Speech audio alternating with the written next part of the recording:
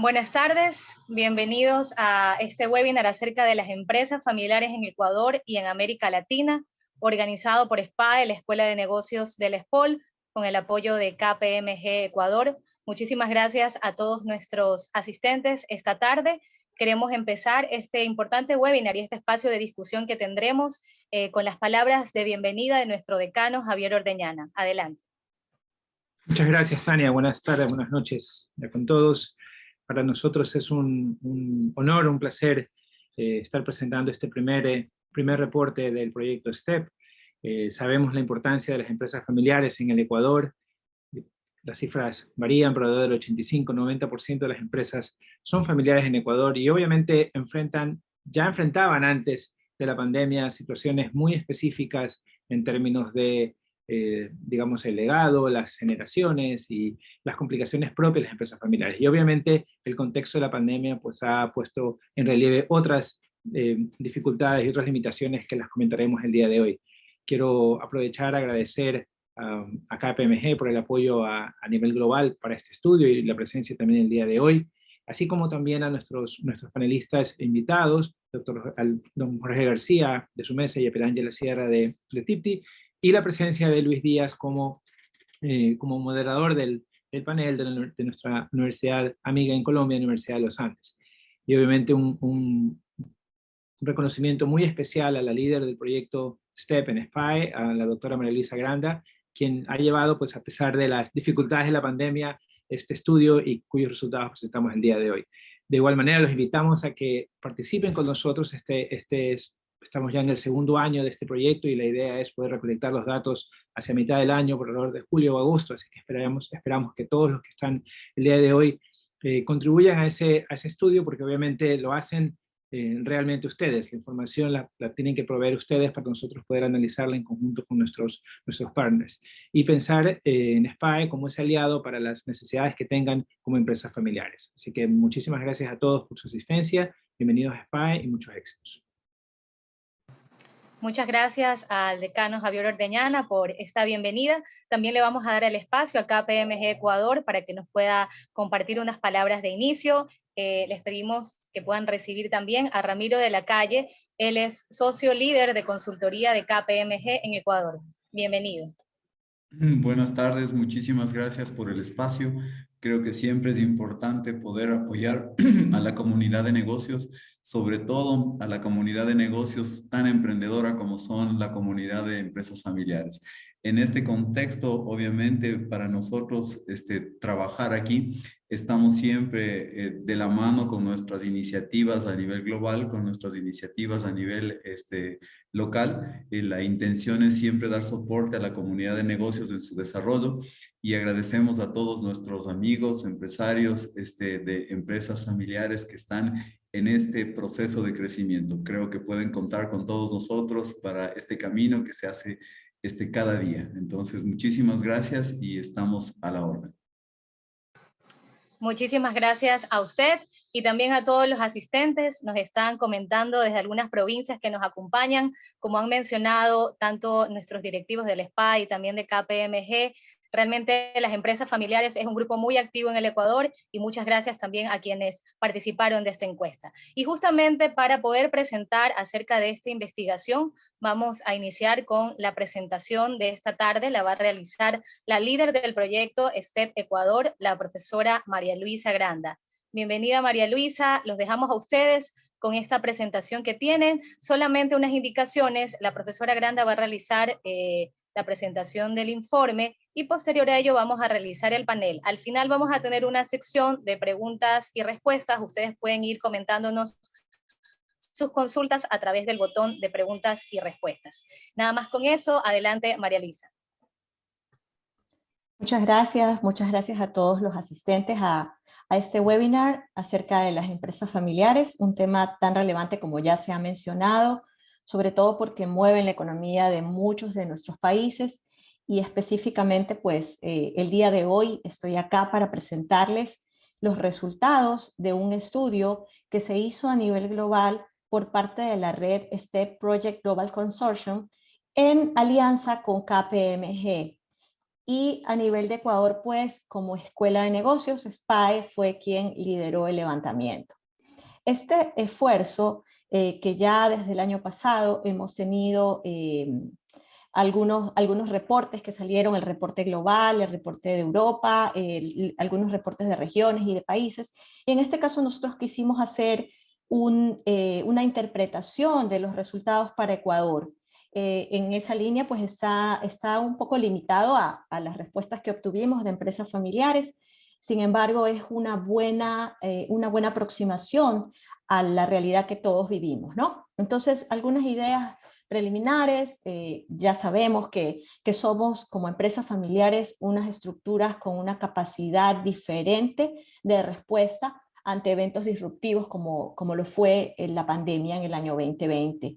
Y estas capacidades son justamente las que motivan el interés, el entendimiento, la interpretación y la búsqueda de lecciones. Por eso, rápidamente, una vez que inició esta emergencia, el consorcio STEP sacó esta encuesta global de empresas familiares COVID-19, también tuvo participación de empresas no familiares para fines de comparación y el apoyo de KPMG. El levantamiento se dio entre los meses de junio y octubre del año 2020 y tuvimos respuesta de 2.493 empresas familiares a nivel global. El reporte que nosotros sacamos está más enfocado en el país, Ecuador como país, las empresas ecuatorianas, y la comparación de los resultados con otros 6 países de América Latina, con un total de 414 empresas. Los países que se incluyen en el análisis son Venezuela, Perú, México, Ecuador, Colombia, Brasil y Argentina. Vemos ahí que Venezuela tiene una delantera importante en lo que es la recolección de información. Y bueno, esto es históricamente la escuela que se encarga de esto en el país, pues ha mantenido ya este análisis y obviamente es una motivación para nosotros también de buscar contribuir con información, ¿no? La edad de las empresas familiares que están incluidas en el estudio en promedio es de 33 años. En el caso de las empresas familiares ecuatorianas, pues son un poquito más jóvenes, alrededor de 28 años en promedio, esa es su antigüedad. En términos de tamaño, ahí para presentar algunas otras características, tenemos una población de empresas, de microempresas, pequeñas, medianas y grandes. La mayor proporción, la mayor concentración está en empresas de tamaño micro, pero tenemos una buena representación también de empresas, como decíamos, de todos los tamaños, ¿no? Y muy similar también a lo que fue el estudio global. Ahora quisiera pasar a explicar los resultados más destacados de este estudio. Dentro del estudio y de las secciones que tenía la encuesta, hay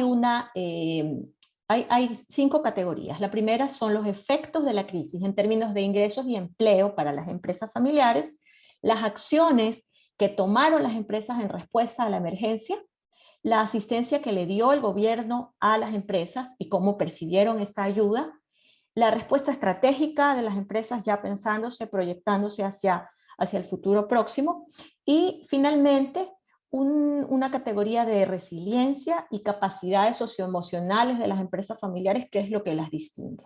Entonces vamos a hablar muy brevemente, la idea pues es acá destacar algunos elementos básicos de los resultados y obviamente invitarlos a leer el estudio. En el caso ecuatoriano, vemos que hay un efecto importante y negativo sobre los ingresos. Y esto no es una novedad, sin embargo, sí vemos que la disminución fue mucho más pronunciada en empresas de menor tamaño. Por ejemplo, el 75% de las microempresas indicó que habían disminuido sus ingresos, mientras que a medida que avanza el tamaño, que aumenta el tamaño de la empresa, vemos que este efecto pues, es menor, ¿no? Es menos importante. Con respecto a los países de América Latina, en esta misma variable tenemos diferencias, algunas diferencias aquí a nivel de países, ¿no? Vemos países como México, donde la disminución fue muy pronunciada, mucho más pronunciada, México y Venezuela, mientras que, por ejemplo, en Argentina y Brasil, esta disminución fue percibida como menor, ¿no? Obviamente, pues aquí tenemos la otra categoría de la percepción de la empresa es que sus ingresos permanecieron iguales, o incluso también en casos donde hubo un aumento. Ahí destacamos, por ejemplo, el caso de Brasil, donde se percibe que también hubo un aumento de ingresos en un 36% de las empresas. Ahora, esto va de la mano con los resultados en el empleo. ¿Cómo perciben las empresas que respondieron a esta encuesta los cambios en su empleo, en su nivel de empleo? Y vemos que en la mayoría de los casos, en todos, con una sola excepción, esa percepción fue de una disminución. La disminución en el caso de Ecuador corresponde a 12 puntos, a 12 puntos, un poco más de 12 puntos porcentuales, y esto en contraste con los niveles promedio de América Latina y el nivel global también que se reporta acá. El único caso donde aumentó el empleo, donde se percibe que el empleo aumentó, fue en Brasil, y esto, como decíamos, va de la mano con los resultados de cambios en ingresos. Entonces, ahí hay un dato interesante de por qué puede haber existido esta diferencia o esta percepción y cómo varía de un país a otro, de una economía a otro, ¿no? En segundo lugar, quisiera comentarles sobre las acciones que se tomaron en respuesta a la crisis. Estas acciones están segmentadas más bien en 4 áreas. La una es cambios en los empleados, en la situación de los empleados, en los costos y en las inversiones que las empresas realizaron, las decisiones más inherentes al propio negocio y las decisiones con relación a ejecutivos. Y vemos que la mayoría de estas acciones estuvieron concentradas, en el caso de las empresas ecuatorianas, en temas de costos y decisiones de inversión, cambios en estas decisiones, ¿no? Específicamente en el tema de empleo, la gran mayoría de empresas, bueno, en este caso el 100% de empresas habló de una reducción de salarios como medida en respuesta a la emergencia. Un 95% dijo que había tenido que recurrir al despido de empleados y un 74% a traslado de empleados al teletrabajo. Esto obviamente pues es algo que ya se observamos, lo vivimos, ¿no? Ahora, específicamente en estas 4 categorías de acciones, las más importantes, las más frecuentemente mencionadas en el caso de Ecuador, con relación a empleados, es enviar los empleados a la modalidad de teletrabajo. Con relación a costos, recorte de gastos de oficina. En el caso de decisiones de negocios, una renegociación de pagos de proveedores y préstamos, que también fue otro mecanismo de las empresas de sostenerse, ¿verdad? De pelear en muchos casos por su supervivencia. En el reporte también van a encontrar datos de esto, ¿verdad? De cierres temporales y también de cierres definitivos. Entonces, todos estos mecanismos de acción ayudan a las empresas a mejorar su probabilidad de sobrevivir en medio de una disrupción como la que se vivió.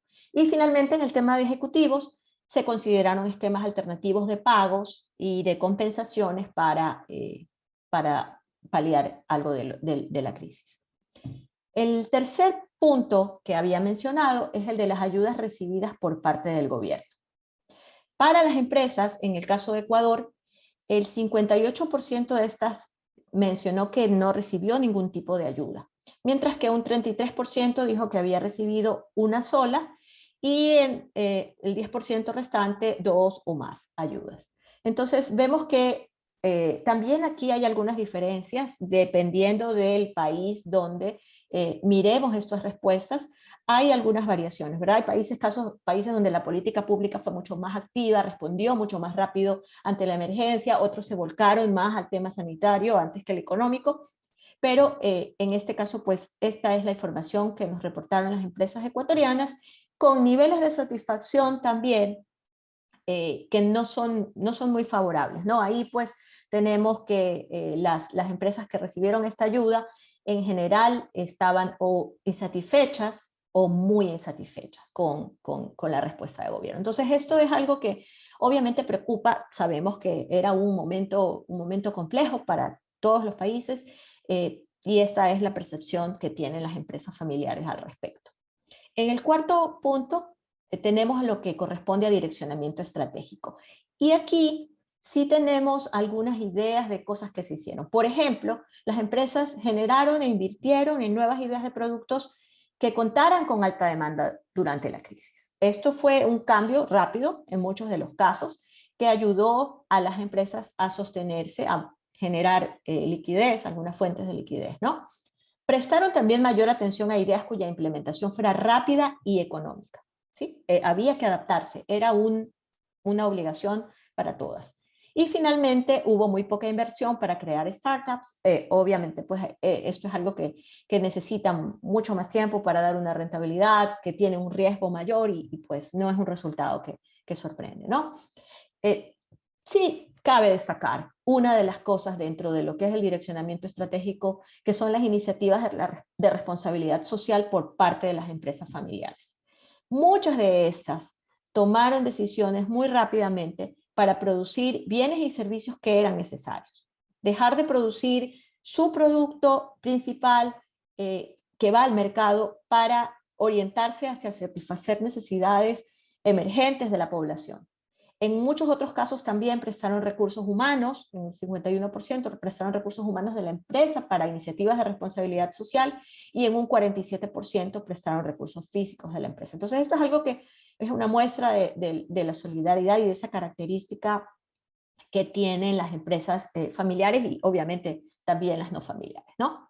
Y finalmente, en el último punto, quisiera mostrar algo de lo que es la resiliencia y las capacidades de la familia para enfrentarse ante eventos disruptivos como lo fue la pandemia. Tenemos acá unos gráficos que nos muestran de forma segmentada lo que es la primera generación o familias de primera generación, que les llamamos a aquellas familias que están lideradas por su fundador o por un miembro de la primera generación. Y en el caso de segunda generación son aquellas empresas que están lideradas por personas de la segunda generación o posterior a esa, ¿no? Entonces sí queremos ver aquí, destacar y comparar un poco lo que fueron los resultados de Ecuador, que son los que están con la línea azul más oscura, y los de América Latina, que son los que están con la línea celeste un poquito más clara, en varios elementos que caracterizan estas capacidades familiares para enfrentar la disrupción. Por ejemplo, la percepción acerca de la capacidad de sus miembros de los miembros de la familia, para poder manejar estas situaciones, de su creatividad, de las colaboraciones internas, es decir, dentro de la empresa, entre directivos, con los trabajadores, con empleados, de las asociaciones externas, que es más bien hacia afuera, mirando hacia afuera, la aplicación de conocimientos entre diferentes áreas y el desarrollo de nuevas ideas. Entonces, aquí podemos ver que hay diferencias entre un grupo y otro. Las de primera generación me parece que son el 54% de las empresas, las de segundas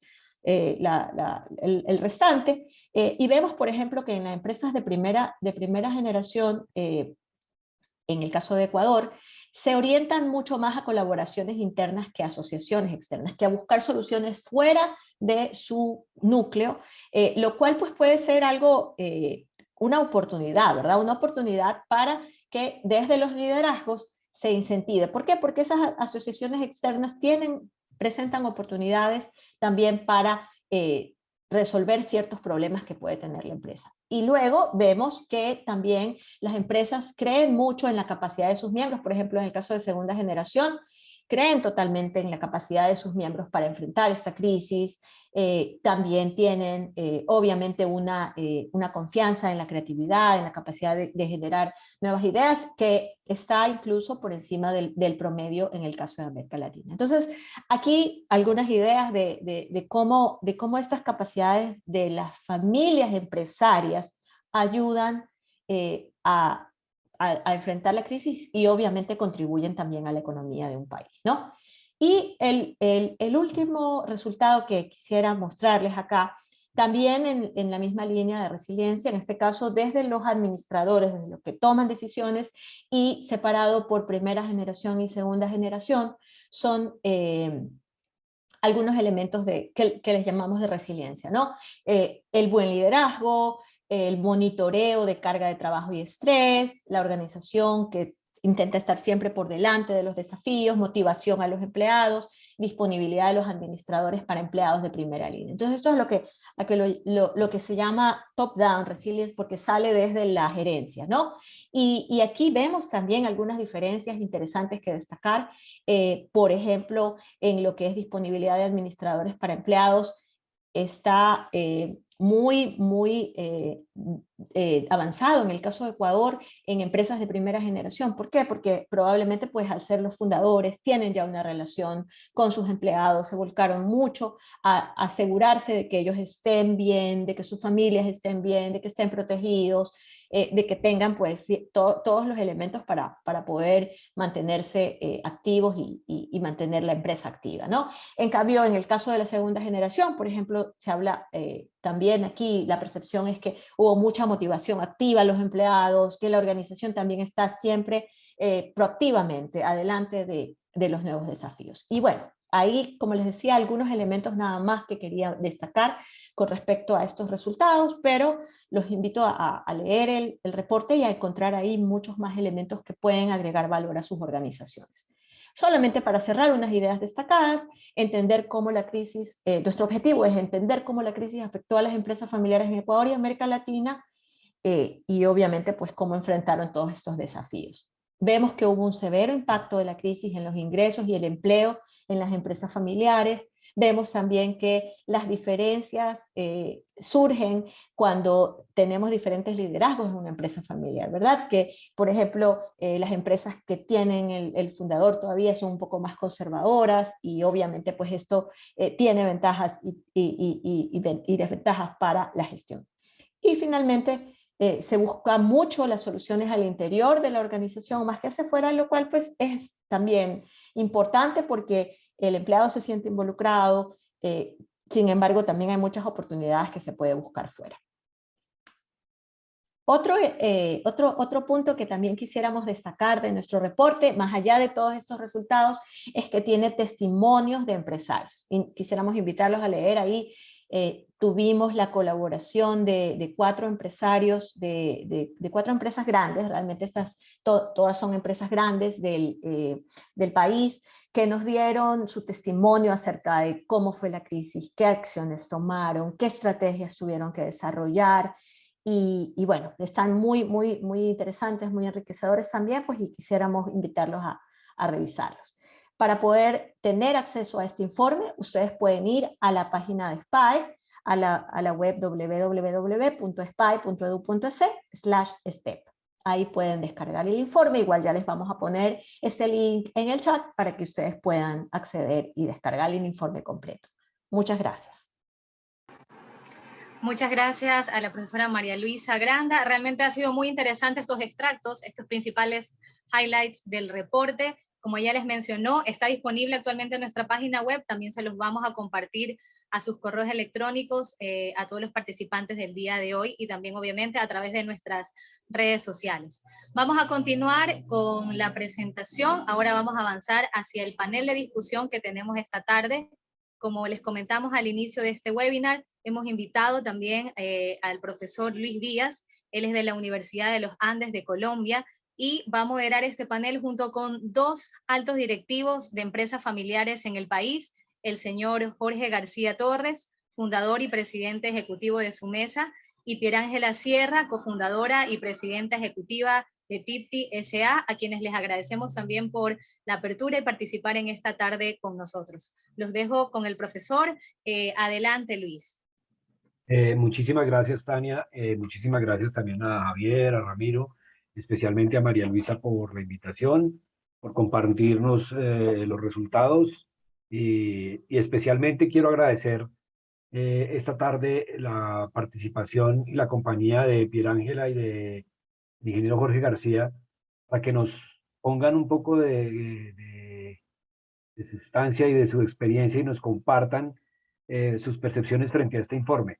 Vemos que en las respuestas hay unas cosas bien interesantes en términos de la capacidad de responder en el corto plazo y después de repensar en el largo plazo con el papel de la responsabilidad social y las estrategias de cambio en adaptación e innovación rápidamente.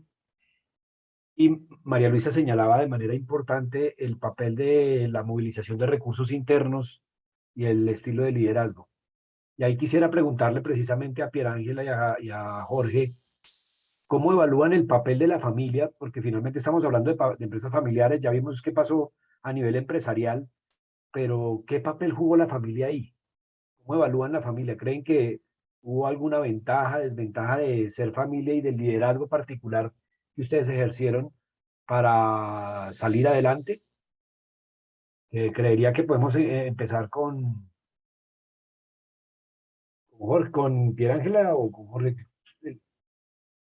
Como ustedes me digan. Piera Ángela, adelante, bienvenida. Súper, muchas gracias. Buenas noches con todos. Un gusto y un placer estar esta noche con ustedes.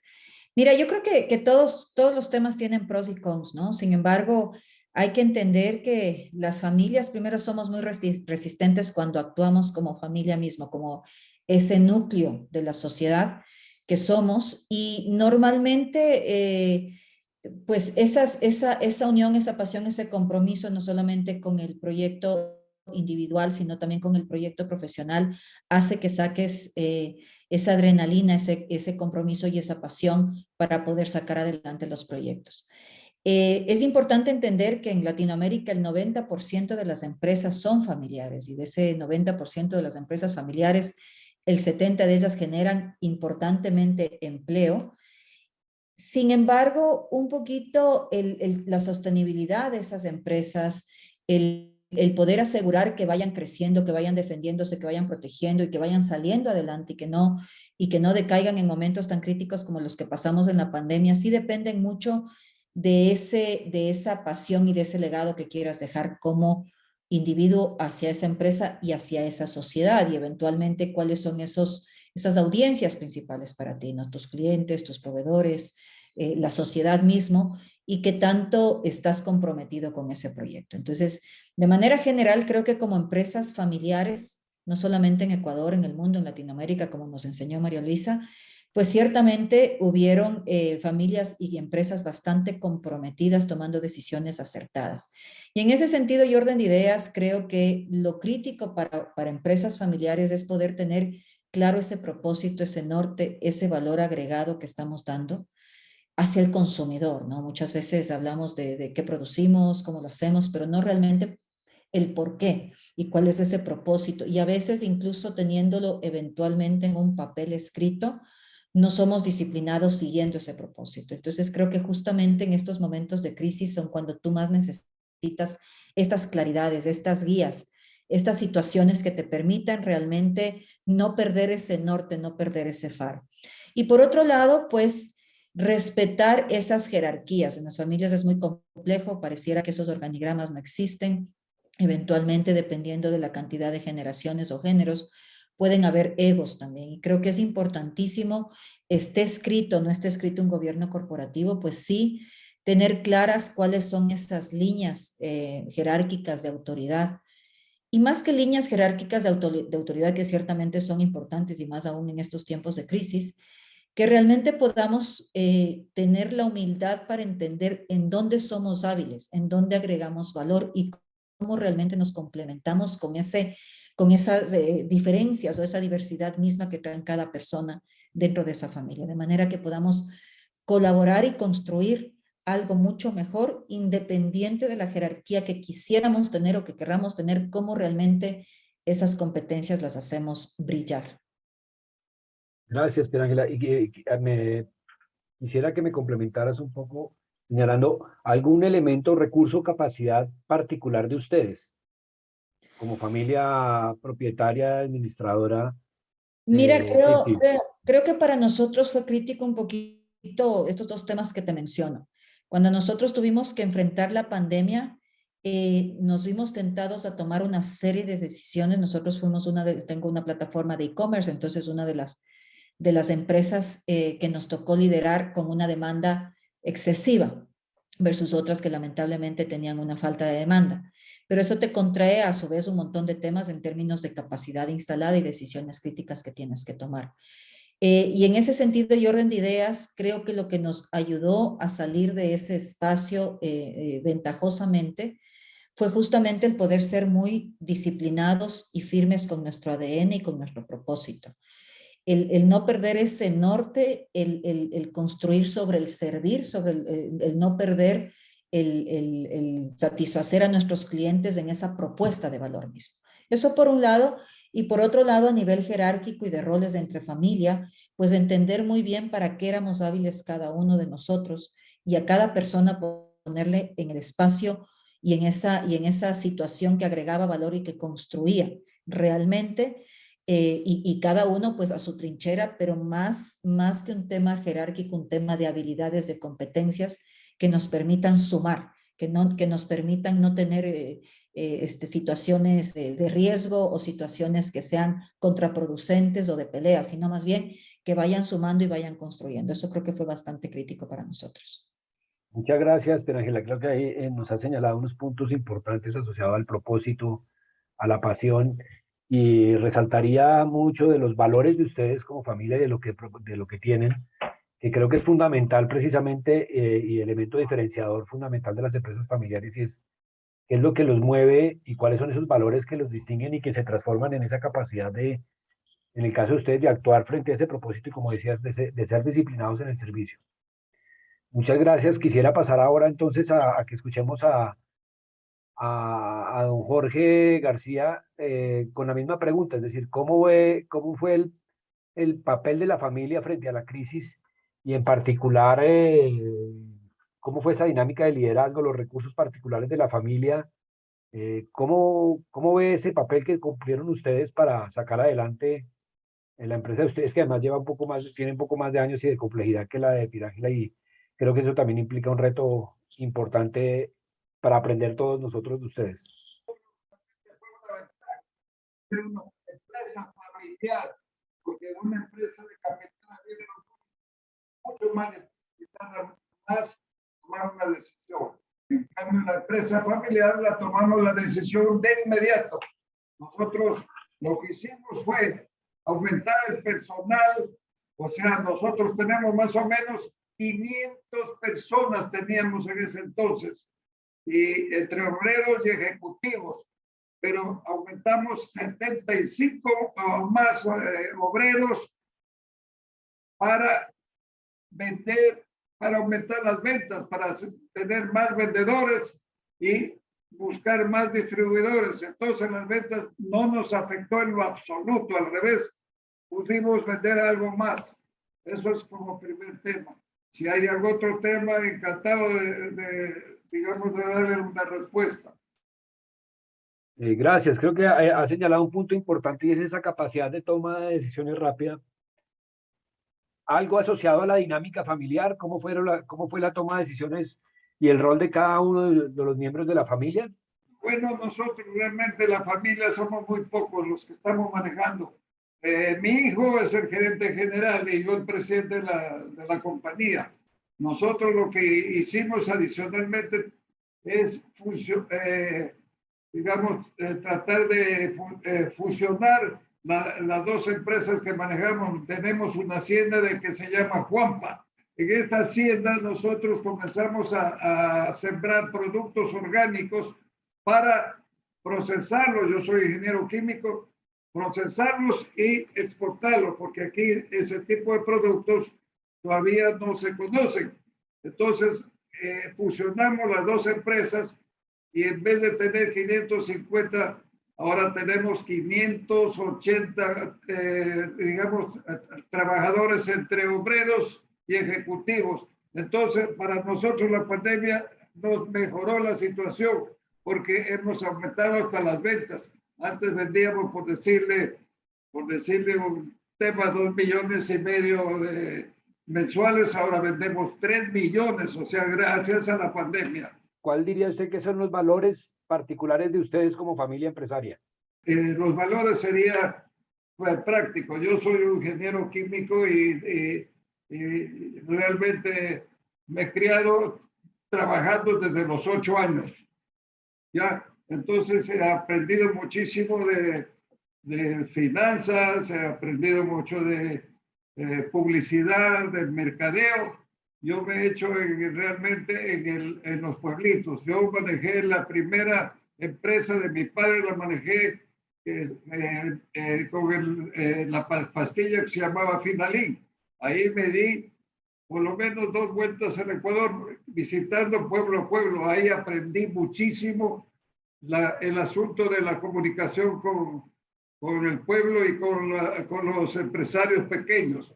Entonces, ese mismo digamos, aprendizaje lo utilicé cuando me independicé de los supermercados del Conquistador, porque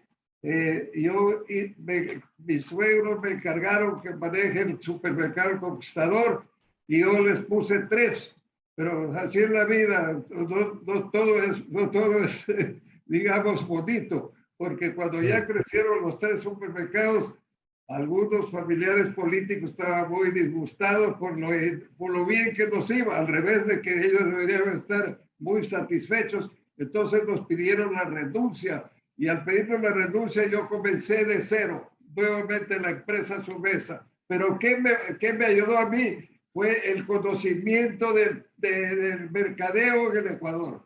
Entonces lancé Fresco Solo, que deben acordarse ustedes, y con tanta, digamos, demanda, que yo creía que vendía más que Coca-Cola. En un momento dado me volvían loco. Entonces, sí, me volvían loco, porque adicionalmente este Fresco Solo lo tomaron el ejército para la guerra que tuvimos con el Perú en Paquisha. Y entonces les ayudó hartísimo a ellos. Inclusive había el comandante Moncayo me contaba una anécdota que dice que él estaba perdido en el oriente y recibió una llamada para salvarlo, porque prácticamente estaba en el Perú en la selva, porque no se ve en la selva. Él me contó y dijo que la puedo contar, por eso estoy tratando de contarla. Me dice: Jorge, tengo el gusto de conocerlo. Yo realmente le debo mi vida, dice, a Fresco Solo. ¿Y por qué? Porque estábamos muriéndonos de sed, ya perdidos en el oriente, ya habíamos estado prácticamente en el Perú.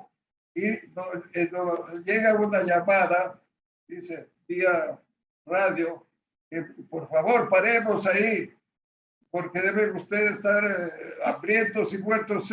Paren. Entonces paramos un día. Pararon ahí hasta que llegaron el refuerzo y viene un sargento, dice: me cuadra. Me dice: mi comandante, traigo un salvataje. ¿Qué salvataje? Traigo Fresco Solo para darle a todos ustedes Fresco Solo porque deben estar muertos. Y la verdad dice que nos salvó de la sed. Entonces por ahí comenzamos la popularidad de Fresco Solo, y adicional pues yo regalé 2 trailers de Fresco Solo. Inclusive dice, sé que los peruanos hacían mofa de que cuando matábamos un pobre soldadito nuestro, iban a la capacha esta y se le llevaban el Fresco Solo. Bueno, no quiero seguir más en este tema, pero es los conocimientos que gracias a Dios los adquirí en mi juventud. Gracias. ¿Y algún conocimiento nuevo que haya adquirido de esta pandemia? Bueno, el conocimiento, el primero, darle gracias a Dios que nos salvó, porque nosotros en vez de perder, ganamos. Segundo, que aprendí de que no hay nada difícil que uno no pueda, digamos, doblegarlo o aprender para doblegarlo. Y esto fue que nosotros, gracias al intelecto nuestro, más que eso, a la práctica, a la antigüedad, a todo esto, pudimos dar que teníamos que aumentar las ventas para poder sobrevivir, y inclusive dimos más empleo. De 500 fuimos a 575. Luego fusionamos las 2 empresas, y eso todavía es, digamos, es una especie de resolución que hemos tomado para procesar y con tecnología moderna, tecnología con el secado de freeze dry que se llama, y con el freeze dry vamos a hacer productos manejables anhidros sin agua, como frutas secas pero totalmente naturales y con el que no pierden el sabor ni el olor. Entonces todo eso es tecnología moderna. Muchas gracias, señorita. Podríamos seguir conversando con usted toda la tarde, pero tenemos que también el tiempo que tenemos, pero vamos a escuchar a Piera Ángela también sobre aprendizajes y habilidades particulares que desarrollaron a partir de de esta pandemia y que seguramente estén adaptándolo a la dinámica de la empresa familiar. A ver, mira, sin duda alguna, la pandemia fue un sacudón, un terremoto para todas las personas y todos los empresarios, algo que tú, factor externo, que no sabías si te iba a jugar a favor o en contra. Yo siempre digo que vender más es una excelente noticia o es mejor noticia que vender menos, pero el poder estar listo, preparado o tomar las decisiones o hacer las inversiones adecuadas para que eso suceda, cuando tú no sabes qué va a suceder después de un mes, 2 meses, 3 meses, es bastante arriesgado y crítico.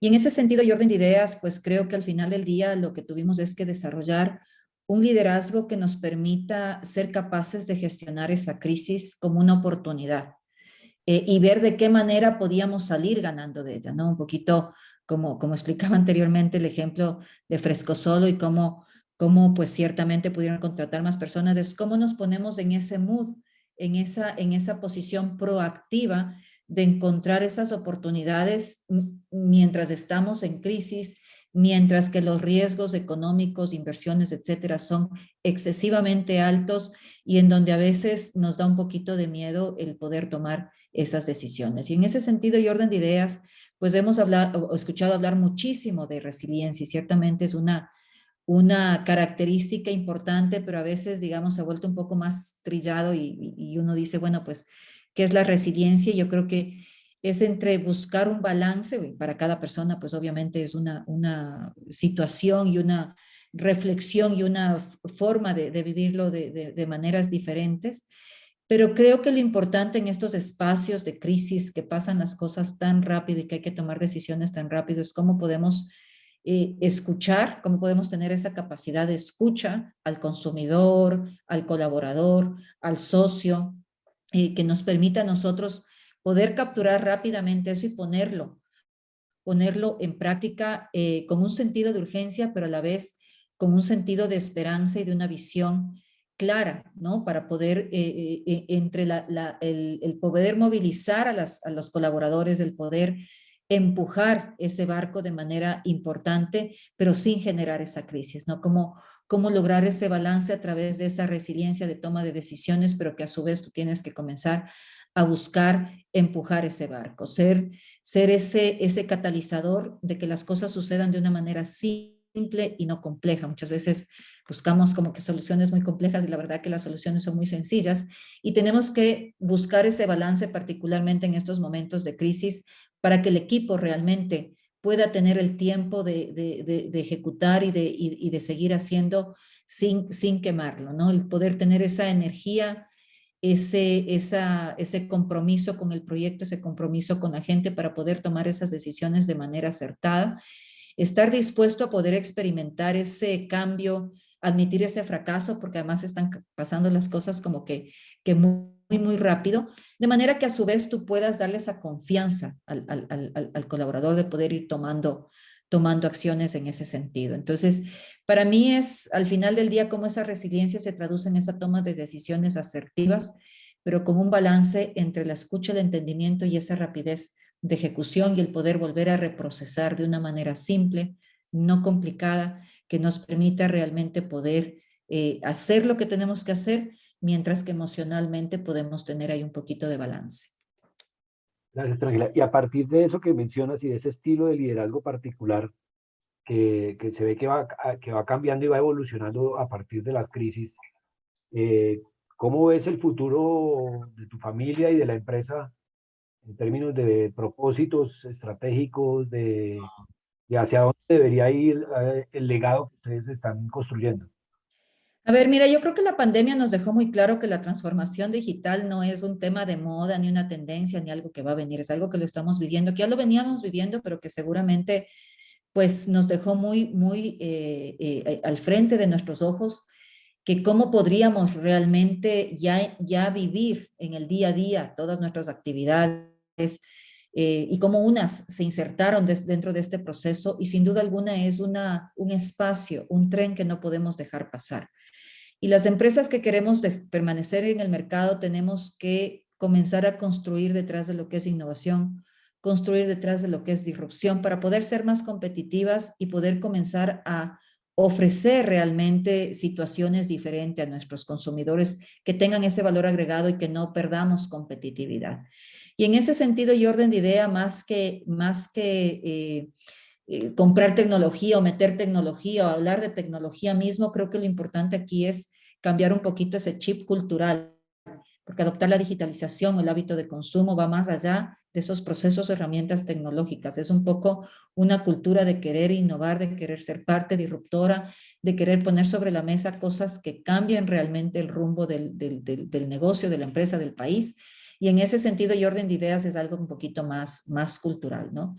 Yo creo que esta revolución industrial y en particular para la categoría o la empresa que represento, pues sin duda alguna es una puerta que se nos abre enormemente para crear diferentes categorías y avenidas de negocio, pero particularmente para poder mejorar esa experiencia del cliente, aumentar la eficiencia de la cadena de valor y poder desarrollar nuevos negocios, porque a través de esta forma nueva de pensar y todas estas herramientas tecnológicas podemos de verdad dar una vuelta súper rápida y poner sobre la mesa propuestas espectaculares para el cliente, ser mucho más eficientes en absolutamente todo lo que hacemos y comenzar a pensar en un montón de verticales de negocios que sin duda alguna van a comenzar a desarrollarse en los próximos años y son nuevos negocios o nuevas oportunidades para muchísimas empresas y personas para poder tomarlas y desarrollarlas de manera exitosa. Y la familia, el papel de la familia ahí. Y mira, ahí la familia y en el caso particular nuestro, pues es como ser parte de esta transformación, ser parte de esta innovación, nuevamente con los roles que hemos estado definiendo. Creo que nosotros no tenemos todavía, somos una empresa bastante nueva, la verdad, en el mercado. No tenemos todavía constituido el gobierno corporativo, lo estamos construyendo as we speak, estamos comenzando a trasladar esas guías y esos principios básicos, y creo que en ese sentido y orden de ideas pues vamos a ir evolucionando. Estos negocios son muy rápidos. Yo creo que van a tener un futuro diferente al de las compañías tradicionales. Estas compañías requieren mucho capital de inversión y tienen algo que se llama un exit, que todas las compañías lo tienen ciertamente, pero digamos se hablan de exits mucho más grandes. Yo no... Hoy, parada aquí, creo que no me voy a equivocar, pero digamos, no puedo saber el futuro, pero este tipo de compañías no creo que sean compañías que van a dejar legado generacional. Es muy difícil pensar que eso va a suceder porque son compañías que tienen que evolucionar a fuerza en los próximos 5 o 10 años y tienen que cambiar y transformarse totalmente. Entonces, y tal vez no en nuestras propias manos, no sabemos, puede ser que sí, como puede ser que no. Entonces, en ese sentido y orden de ideas, el tema va como que muy rápido y no creo que sea un tema de traspaso de generación.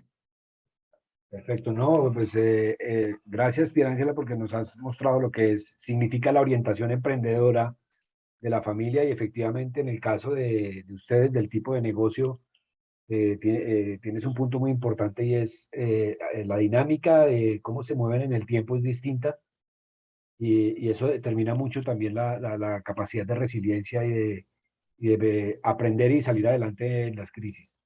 Muchas gracias. Quisiera volver con don Jorge para preguntarle, para hacerle la misma pregunta final que estaba señalando Piera Ángela, y es, ¿cómo ve usted el futuro de la empresa y de la familia? ¿Cuál es el legado que espera dejar? Tal vez es una empresa más tradicional, como nos señalaba Piera Ángela, que tal vez podemos tener este contraste fantástico en el tema. Don Jorge. Hay mucho interés de las multinacionales en comprar la empresa. Y nosotros no hemos decidido vender la empresa porque, número uno, tenemos que desarrollarla más. Estamos pensando en desarrollar productos para la exportación. ¿Qué estamos haciendo adicional? Estamos maquilando a las empresas multinacionales que están en el Ecuador para la exportación también a Centroamérica y a Puerto Rico, a México. Entonces eso nos tiene bastante, digamos, con bastante trabajo. No descansamos las 24 horas de lunes a sábado, de lunes a viernes, porque tenemos maquinaria súper moderna. Diríamos que somos tenemos la mejor máquina, el mejor molino del mundo, ¿no? Siempre hemos comprado lo mejor de lo mejor. Y cuando hemos traído las sustancias que usamos, sustancias alimenticias, siempre pedimos lo mejor. Por ejemplo, el trigo que nosotros recibimos es el mejor del mundo. Cuando comenzamos con los jugos, tuvimos la suerte de traer la fragancia de limón natural desde Italia. O sea, siempre tratamos de hacerlo de la mejor calidad. Por eso nuestro eslogan es: su mesa, solo productos de calidad. Entonces, repito, tenemos muchas empresas multinacionales que quieren comprar su mesa, pero nosotros no la vamos a vender pues todavía no hemos decidido venderla. Queremos prestigiarla más y sacar productos como, por ejemplo, sazonadores, que también somos los campeones aquí. Disculpe que hable así de esa manera. Lanzamos ranchero, por ejemplo. Ranchero se vende 2 veces más que los cubitos. Se vende 2 veces más que los cubitos. Ahora lanzamos Sazona Todo. Veo que está entrando extraordinariamente en el Ecuador. Entonces todavía no queremos venderla. Queremos seguir trabajando y sacando más productos. Principalmente estamos con la novelería de sacar productos orgánicos para exportarlos, para que realmente tengamos una entrada mejor. Eso es lo que hemos decidido por el momento. Muchas gracias. No, muchas gracias a usted, don Jorge. Creo que el tiempo se nos acabó, entonces, muchísimas gracias, don Jorge Pierángela. Vemos testimonios directos de lo que el informe nos muestra en términos de esa capacidad de la familia para movilizar la estrategia a mediano y largo plazo ya a partir de la innovación, de la tecnología, de ajustar el negocio, de tomar decisiones rápidas, de un estilo de liderazgo basado en los valores y en los conocimientos particulares de la familia. Y obviamente con horizontes de tiempo distintos porque son distintas generaciones, distintos modelos de negocio, pero creando valor y dejando un legado para la sociedad frente al tema. Muchísimas gracias nuevamente y pues me imagino que seguimos con otra vez con María Luisa, con Tania. Muchísimas gracias, Luis. Vamos a avanzar igual por el tiempo con un par de preguntas que nos han dejado la audiencia. Voy a ser muy puntual para que podamos hacerlas dentro del tiempo establecido. Tenemos una pregunta para Pierángela. Nos indican, a partir del crecimiento exponencial que han tenido a raíz de la pandemia, ¿cómo balanceó eso con la familia en la emergencia? Bueno, a ver, hay 2 formas de verlo. Ciertamente trabajamos de sol a sol, literal, desde las 6 de la mañana hasta las 2 de la mañana, pero por otro lado trabajamos en la casa, ¿no? Porque pues comenzamos a trabajar en la casa. Entonces, ciertamente, tal vez estuvimos muchas más horas trabajando, pero tuvimos espacios de poder desayunar, almorzar y cenar con la familia. Entonces, creo que como todo, la pandemia también trajo temas positivos y temas negativos, pero al estar todos en cuarentenados, pues permitía que tengamos un poquito más de consolidación familiar y que podamos vivir este proceso juntos. Muchas gracias, Pierángela, porque nos compartes esas dinámicas que son una realidad en las empresas familiares aquí en el Ecuador. Tenemos otra pregunta, la dejo un poco abierta, no sé si Luis quizás quiera comentar algo, o María Luisa, o don Jorge, bienvenido. Nos hicieron una consulta acerca de que si el gremio de las empresas familiares en el Ecuador realizaron alguna acción durante la pandemia para acceder a créditos u otro tipo de ayuda financiera, ¿no? ¿Cómo se manejaron en esta línea de financiamiento durante la pandemia?